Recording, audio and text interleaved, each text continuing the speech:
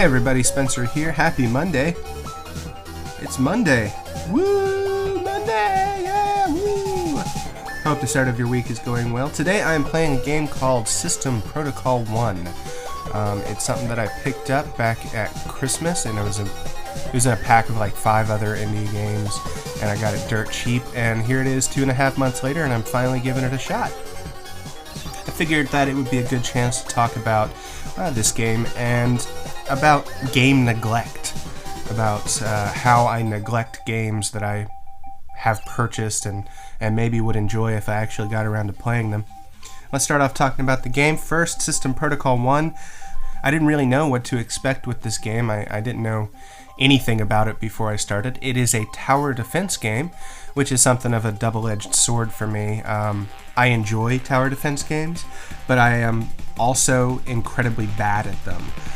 There's something that I guess it's the same thing with real-time strategy games. There's something about knowing where to put your resources in a limited period of time that I just don't get, and I enjoy it, don't get me wrong. It's fun to try and fail miserably every time I play, but I'm not very good at it. The game has sort of a interesting concept. It's you take the role of a system administrator, and you are attempting to destroy viruses that are on your network. And to do that, you have different towers at your disposal, and there are different viruses that have different properties, and it's a pretty standard tower defense game. Not being a huge tower defense fan, I don't know if I can recommend it or not. Maybe if you are the biggest tower defense fan in the world, you want to go out of your way to play this. But other than that, I don't know. Try the demo. But as I said, it had been about 2.5 months before I actually played this game, and that is not uncommon. If you look at my very large list of Steam games, you can see dozens of games that I have either not played or played very little of. And Steam is very easy to acquire games on. They have incredible sales all the time, and it's like 2 button clicks to actually buy something. Probably a little bit too easy to buy things. And as a result, I have collected a lot of games.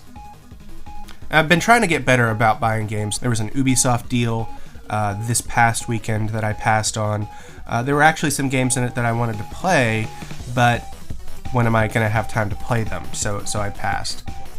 But you know, my future purchases notwithstanding, I've already collected a very large list of Steam games, and there is simply not enough time to play them.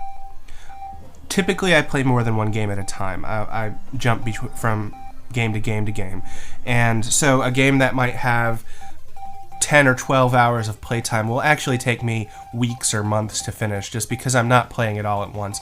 And I am trying to get better at that. In the last year, I've tried to focus on 2 or 3 games at a time and finish those before moving on to other games. And that has worked, but even with that, there's a lot of games that I'm just never going to play here. And System Protocol 1 is one of them. I started it up, I played it for, I don't know, an hour, maybe an hour and a half. I know what the game's all about, and I'm probably never going to play it again. And I'm wondering if that problem is unique to me, of having these games. And what happens is the games will sit on my hard drive, and they'll sit there mocking me. And eventually I will get sick of looking at this game that I'm never going to play, and I will delete it, and I will immediately download something else that I will never play. So, yeah, I have a problem. But I was wondering, does anyone else do this? Do you have problems with games that you own but won't play or don't like or whatever? Why do you buy games that you don't play? Or what will cause a game to sit in your list without you ever playing it? Let me know. Have a good week, everybody. I'll talk to you tomorrow.